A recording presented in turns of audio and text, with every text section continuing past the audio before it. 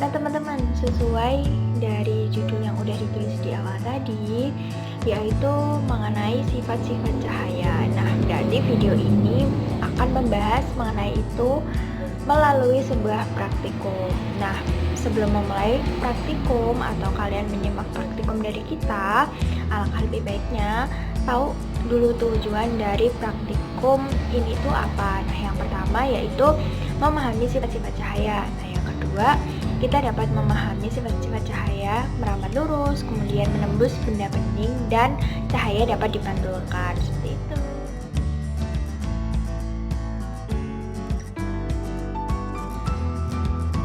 Dan merangkai sesuai dengan langkah kerja.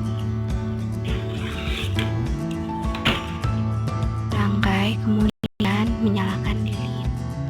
Setelah menyalakan lilin, kemudian mengamati dari lubang sini.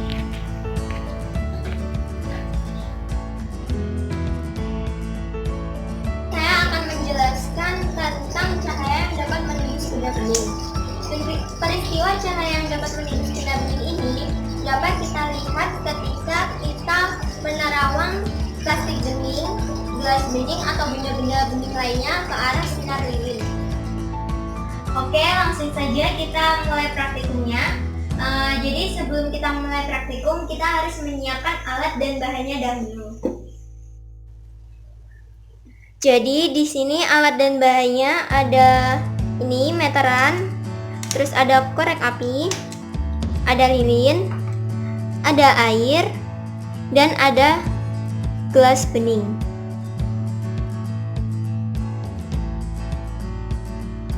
Langkah selanjutnya yaitu kita akan menyusun alat dan bahannya untuk melakukan praktikum. Yang pertama di sini ada gelas. Gelasnya akan kita taruh di tengah-tengah sini. Dan yang selanjutnya kita meletakkan lilin yang sudah menyala di belakang gelas yang kosong. Seperti ini. Lalu kita akan mengukurnya menggunakan meteran ini. Jadi di sini saya akan mengukur jarak pandang untuk melihat bagaimana keadaan lilin saat dilihat dari jarak 35, 30, 25, 20, serta 15 cm.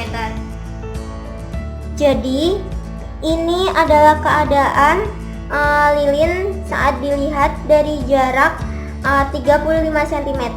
Jadi keadaan lilin di sini nampak biasa, seperti lilin biasa.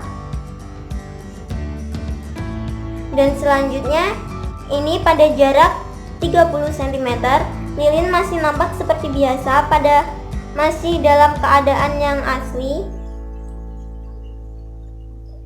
Dan pada jarak 25 cm, lilin juga nampak biasa.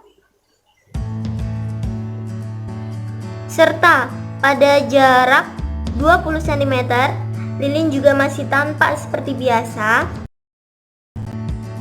Pada jarak 15 cm, lilin juga tampak biasa, tanpa aslinya.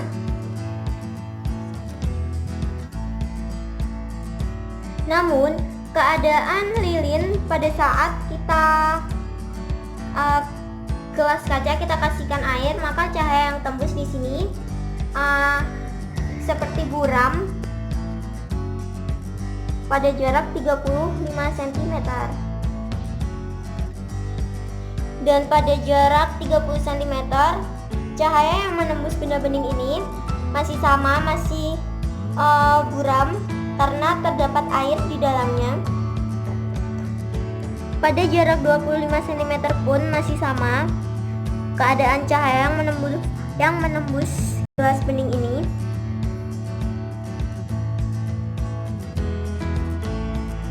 Pada jarak 20 cm, keadaan cahaya menembus benda bening ini masih sama. Dan pada jarak 15 cm, keadaan cahaya yang menembus benda bening ini masih sama, masih kabur.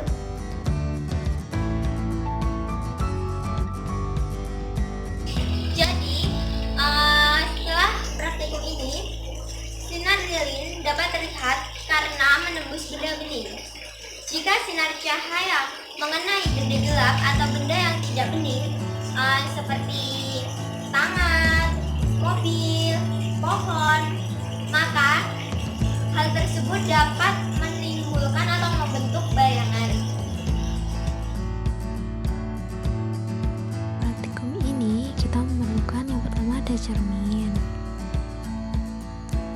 Yang kedua kita akan menggunakan senter.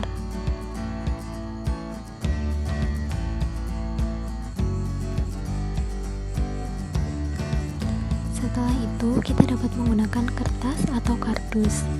Nah, di sini saya memilih kertas berwarna hitam supaya pantulan terlihat lebih jelas.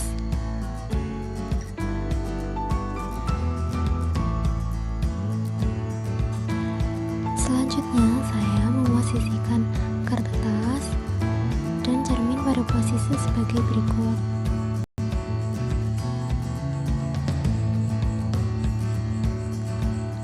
Setelah itu saya memposisikan senter menghadap cermin seperti berikut. Kemudian saya menyalakannya. Nah, di sini dapat terlihat dengan jelas ya bahwa cahaya dapat dipantulkan melalui cermin ini menuju ke kertas.